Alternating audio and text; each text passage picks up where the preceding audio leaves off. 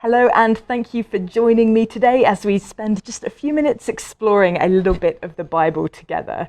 Now, I love that there are some absolutely amazing characters that we find in the Bible. I've recently been reading about a man called Samson, who we find in the book of Judges. Now, if you know anything at all about this man, you'll know that he's probably not the kind of guy that you or I would have picked to lead the nation of Israel.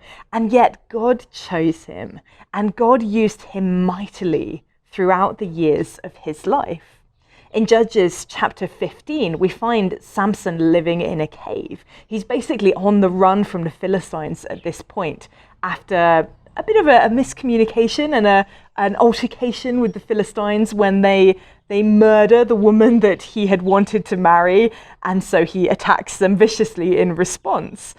Well, the Israelites themselves come to Samson and explain that they're going to have to hand him over to the Philistines or face their own destruction.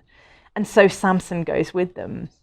He's tied up. He is seemingly helpless. But when the Philistines try and take him away, he just snaps those ropes that were holding him as if they were nothing. He picks up the jawbone of a donkey and kills 1,000 men with it. I'm assuming men who were armed, men who were experienced fighters, one man against 1,000.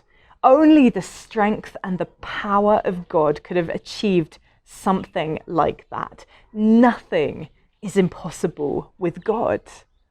But what I found really interesting as I read through this story was the moment that came immediately after that incredible fight.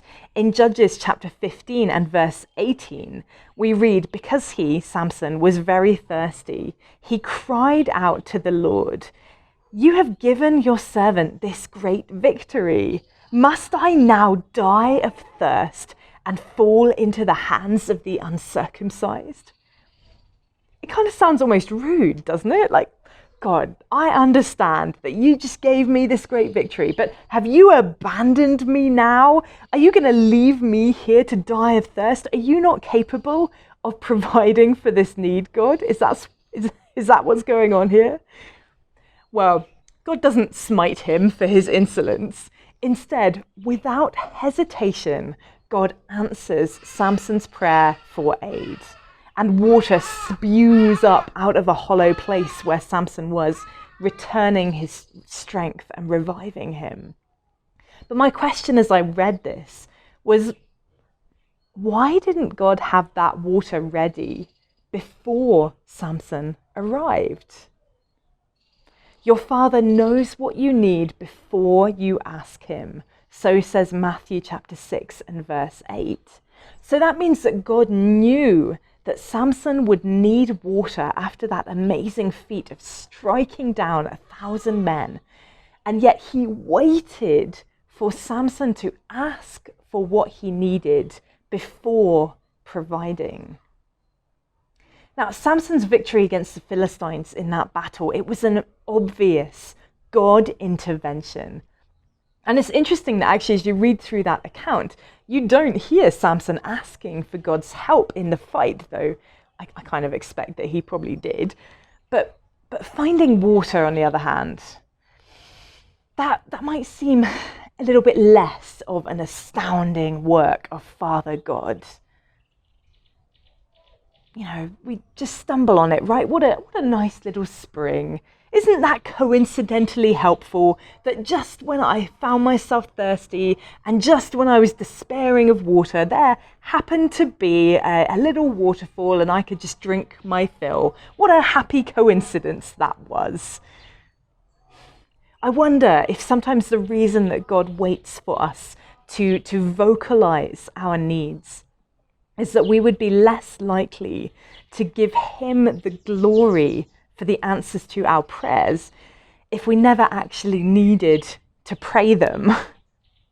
Maybe we'd recognize him in the big things, those huge battles, but would we give him the credit for the small, everyday miracles that we all encounter? Whatever you need today, Whether it's as big as an army of 1,000 men opposing you, or as small as the need for a glass of water, it is okay to ask God for an answer. Excuse me. It's okay to cry out to God, to say, I know you know what I need, but I'm asking for this right now.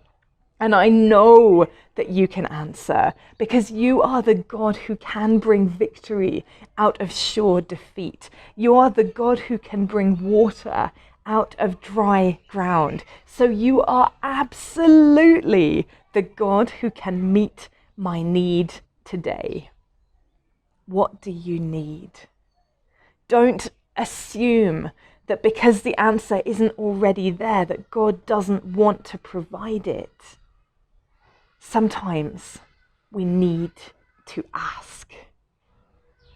Thank you so much for joining me for this thought from the Bible today. I have new videos every Friday, every Monday, so I will see you next time.